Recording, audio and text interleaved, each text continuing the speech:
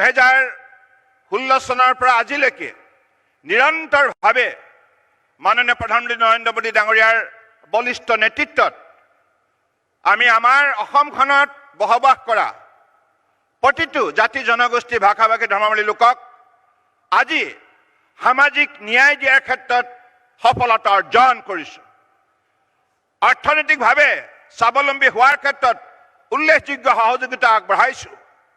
আৰু আটাইতকৈ ডাঙৰ কথা, এইখন অসম এটা সময়ত উত্তৰ পূৰ্বাঞ্চলৰ লগতে অশান্ত অঞ্চল হিচাপে জনাজাত আছিল। কিন্তু এই অসমত পূৰ্বতে কংগ্ৰেছৰ শাসনকালত মানুহ আহিবলৈ ভয় খাইছিল। কংগ্ৰেছৰ নিকৃষ্ট সস্তীয়া ৰাজনীতি আৰু বিভাজন নীতিৰ যোগেদি অসমত বসবাস কৰা বিভিন্ন জাতি জনগোষ্ঠীৰ মাজত সংঘাত সৃষ্টি কৰি অসমখন সম্পূৰ্ণৰূপে দুৰ্বল কৰি ৰাখিছিল। আৰু সেই কংগ্ৰেছেই অসমৰ জাতি মাটি ভেটি কৃষ্টি সংস্কৃতি ভাষা সাহিত্য সম্পূৰ্ণৰূপে নিৰাপত্তাহীনতাৰ মাজলৈ ঠেলি দিছিল। কাৰণ কংগ্ৰেছ দলটোৱে জন্মলগ্নৰে পৰা সদায় অবৈধ বিদেশীক প্ৰাধান্য দি আহিছে। আৰু এইখন অসমতো অবৈধ বিদেশীক তেখেতসকলে নিৰাপত্তা দিবৰ বাবে 1983 চনৰ 20 অক্টোবৰ তাৰিখে IMDT আইন তেখেতসকলে বলপূৰ্বকভাৱে অসমত জাপি দিছিল। লক্ষ্য আছিল অবৈধ বিদেশীক নাগৰিকত্ব প্ৰদান কৰা আৰু মাটি ভেটি দি স্থায়ীভাৱে ইয়াত নিগাজিকে থকাৰ সুবিধা প্ৰদান কৰা। সম্পূৰ্ণৰূপে অসমীয়া জাতিৰ পৰিপন্থী সিদ্ধান্ত লৈ ভাৰতবৰ্ষৰ ৰাষ্ট্ৰীয় একতা অখণ্ডতা আৰু সাৰ্বভৌমত্বৰ বিৰুদ্ধে কংগ্ৰেছে ঘৃণনীয় ৰাজনীতিত লিপ্ত হৈছিল। সম্পূৰ্ণৰূপে দেশ বিৰোধী কামত লিপ্ত হৈছিল। কিন্তু মহামান্য উচ্চতম ন্যায়ালয়ে IMDT আইনখনক অবৈধ হিচাপে ঘোষণা কৰি অসাংবিধানিক ঘোষণা কৰি বাতিল কৰাৰ ফলত আজি মাননীয় প্ৰধানমন্ত্ৰী নৰেন্দ্ৰ মোদী ডাঙৰীয়াৰ বলিষ্ঠ নেতৃত্বত আজি অসমত বসবাস কৰা প্ৰতিগৰাকী বৈধ ভাৰতীয় নাগৰিক সম্পূৰ্ণৰূপে সুৰক্ষিত। সম্পূৰ্ণৰূপে সুৰক্ষিত।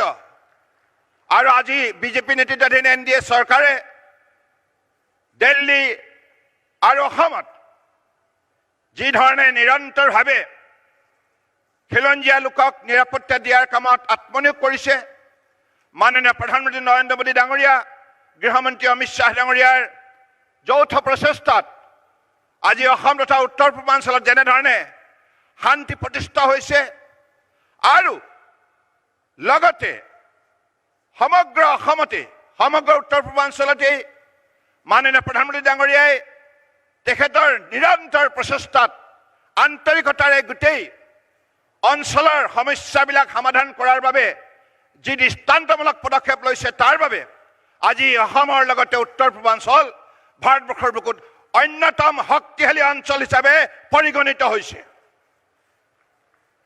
গতিকে সেইবাবে মাননীয় প্ৰধানমন্ত্ৰী নৰেন্দ্ৰ মোদী ডাঙৰীয়াই তেখেতৰ কাৰ্যকালত এতিয়ালৈকে যিমানবিলাক তেখেতে উন্নয়নমূলক পদক্ষেপ অসমৰ বাবে গ্ৰহণ কৰিছে, উত্তৰ পূৰ্বাঞ্চলৰ বাবে গ্ৰহণ কৰিছে, ভাৰতবৰ্ষৰ জনগণৰ বাবে গ্ৰহণ কৰিছে, তাৰ বাবে আজি ভাৰতবৰ্ষৰ 140 কোটি জনগণে মাননীয় প্ৰধানমন্ত্ৰী ডাঙৰীয়াক আস্থা আৰু বিশ্বাসত লৈছে।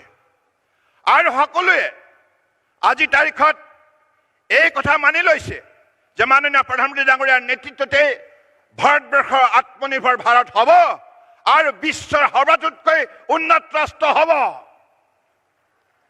কাৰণ কংগ্ৰেছৰ সেই ঘৃণনীয় দুৰ্নীতি ভ্ৰষ্টাচাৰ বিভাজন নীতিৰ ফলত এই অঞ্চলটোৰ পূৰ্বতে ৰাষ্ট্ৰপতিও নাছিল, দলঙো নাছিল, চিকিৎসাৰ পৰা আৰম্ভ কৰি সকলো ক্ষেত্ৰতে অসম পিছ পৰি আছিল।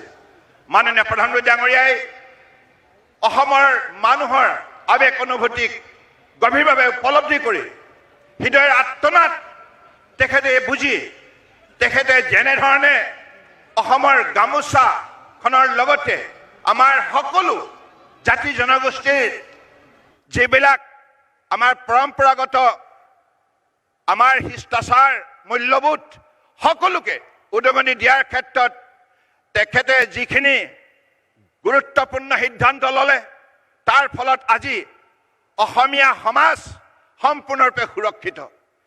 আমাৰ মাটি ভেটি কৃষ্টি সংস্কৃতি ভাষা সাহিত্য সম্পূৰ্ণৰূপে সুৰক্ষিত আৰু ফলত আজি অসমৰ ডেকা গাভৰুৱে জীৱনৰ সপোন ৰচনা কৰিবৰ বাবে সক্ষম হৈছে আৰু এইখন অসম আগন্তুক দিনত ভাৰতবৰ্ষৰ অন্যতম শক্তিশালী ৰাজ্য হিচাপে যে পৰিগণিত হ'ব এই কথা নিশ্চিত।